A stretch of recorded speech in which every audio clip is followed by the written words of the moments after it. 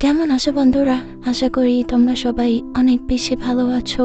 আমিও অনেক ভালো আছি। বন্ধুরা, আমি তোমাদের জন্য নিয়ে আসলাম নতুন আরেকটি গল্প।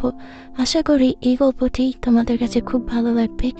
বন্ধুরা, তোমাদের কাছে একটি অনুরোধ রয়েছে, সেটি হচ্ছে তোমরা যারা ইউটিউব থেকে আমার গল্প শুনছো তারা দয়া করে আমার ইউটিউব চ্যানেলটি সাবস্ক্রাইব করে পাশে থাকো, এবং যারা ফেসবুক থেকে আমার গল্প শুনছো তারা দয়া করে ফেসবুক পেজটিতে একটি লাইক দিয়ে আমার পাশে থাকো।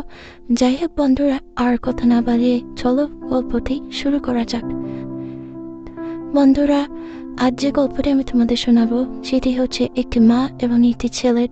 বন্ধুরা, আমার নাম জামাল রহমান। আমার বয়স 32। আমি পেশায় ভ্যান চালাই। আমার বাড়ি খুলনায়।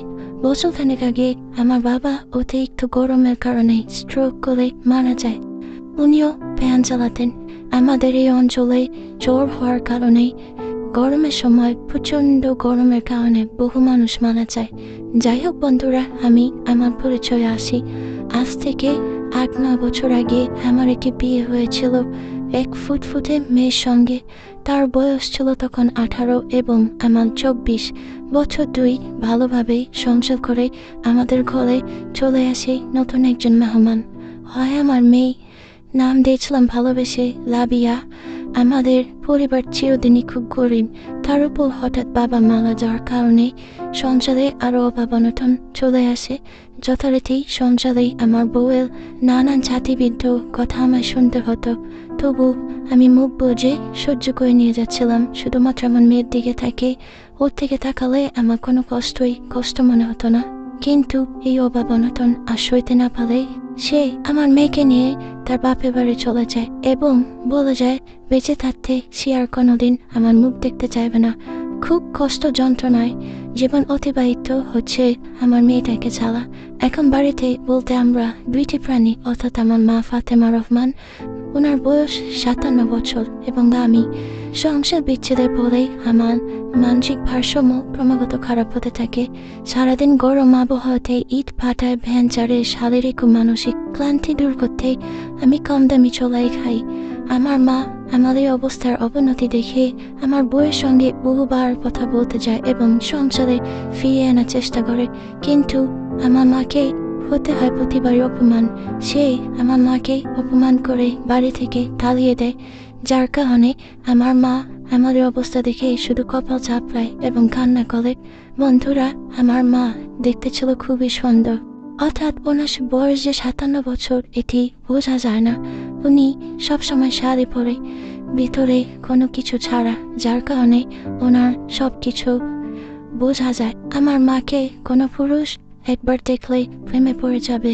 সে আমার মার সঙ্গে চাইবে ওরকম সম্পর্ক করতে, কারণ আমার মাই ছিল ওরকম দেখতে। যেমন ওনার চেহারা তেমন ওনার শরীর গঠন। ওনার বয়স এত হওয়া সত্ত্বেও ওনার মাথায় ছিল ঘন কালো চুল, যেন বয়সের কোনো ছাপ নেই। আমার মায়ের গায়ে একদমই চর্বি ছিল না, যার কারণে ওনার কোন রকম মেদ ছিল না পেটে, যার কারণে উনি দেখতে খুবই নজর কালা এবং সুন্দর দেখাতো। কিন্তু আমি ছিলাম একটু কালো, আমি শুধু লম্বা, আমার গায়ে কোনো চর্বি নেই, কিন্তু আমার শরীরে ছিল অসংখ্য রোগের বসবাস। এই কারণে আমার মাথার মধ্যখানের বেশিরভাগ চুলই পড়ে গেছে। মা খুব স্নেহ করে আমায়। কম বয়স থেকেই কাজে কর্মের মধ্যে এসেছি। রোদ দূরে পুরে কষ্ট করে রোজগারের টাকায় সংসার চলে আমাদের। তাও ভালো ছিলাম। আমার মেয়ের মুখের দিকে তাকিয়ে সব কষ্টই সহজ বলে মনে হতো। এখন আর আমার সাথে তাকে দেখা করতে দেওয়া হয় না, তাই সারাদিন কাজকর্মে বলে চোলাই খেয়ে আত্মভোলা হয়ে থাকি। কিন্তু আমার মা এই কষ্টগুলো দেখতে পারে না। সারাদিন কাজ করে স্নান খাওয়া দাওয়া তেমন আমার হয় না। কিছুদিনের মধ্যে আমার অবস্থা চোখে পড়ার মতো হয়ে যায়। গাল চোখ ভিতরে ঢুকে গেল, অর্থাৎ মুখ শুকিয়ে গেল, শরীরে বাসা বাঁধল অসংখ্য রোগেরা, গায়ে ও দৈত্যে ঘা হয়ে গেল। এই অবস্থায় আমার মা আমাকে দেখতে না পেরে পাড়ার ডাক্তারকে ডেকে এনে আমার চিকিৎসা করালো। ডক্টর সাহেব আমাকে একটি মলম লিখে দিলেন আর বললেন গরম বোরোলিনের পুড়িয়ে ঘায়েগুলোতে লাগাতে। আমি নিজেই কিছু করবো না, এটা আমার মা খুব ভালো করে জানেন। আমার বেঁচে থাকার কোনো উদ্দেশ্যই নেই, যা আছে থাকবে। মানসিক দিক দিয়ে আমি একদমই ভালো নেই, কিন্তু মায়ের মন সদাই সন্তানের ভালো চাইবে। তাই তখনকার মতো ডাক্তারকে বিদায় জানিয়ে আমার খাওয়ার ইচ্ছে না থাকলেও জোর করে দুগাল ভাত খাইয়ে দিল।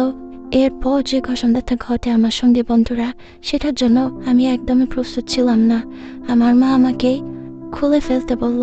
আমি রীতিমতো অবাক হয়ে মায়ের দিকে তাকিয়েছিলাম এবং বোঝার চেষ্টা করছিলাম মা কি বলতে চাইছে। উনি আমাকে ধমকের সুরে অর্থাৎ নির্দেশের সুরে আবার বলল, তোকে না খুলতে বললাম। আমি বললাম, কিন্তু কেন, কি করবে? মা বলল, শুনলি না, ডাক্তার বলে গেল ঘায়ের জায়গাতে গরম বোরোলিন আর মলম লাগাতে হবে। আমি বললাম, আমার ওসব লাগবে না। মা নিজের দিব্যি দিয়ে আমাকে খুলতে বলল। তখন আমি এক প্রকার বাধ্য হয়ে খুলে বসলাম। মা তাকিয়েছিল আমার দুধের দিকে। যাই হোক, মা আস্তে আস্তে গায়ে ও যেখানে আমার ঘা হয় সেগুলোতে গরম বোরোলিন লাগিয়ে দিল। তারপর আমার দৈত্যে বহু বছর পর স্পর্শ হলো। আমি তখন সুখে পাগল হয়ে উঠলাম, অর্থাৎ এত বছর পর নিজেকে কন্ট্রোল করতে পারি। আমি তখন মাকে বলে বসলাম যে হবে নাকি। মা তখন নিজেকে আর ধরে রাখতে পারেনি এবং আমিও নিজেকে আর ধরে রাখতে পারিনি, যার কারণে আমার সঙ্গে আমার মায়ের হয়ে যায়। তো বন্ধুরা, আজকের গল্প এ পর্যন্তই। দেখা হবে আগামী কোনো গল্পে। এতদিন তোমরা সবাই ভালো থাকো, সুস্থ থাকো।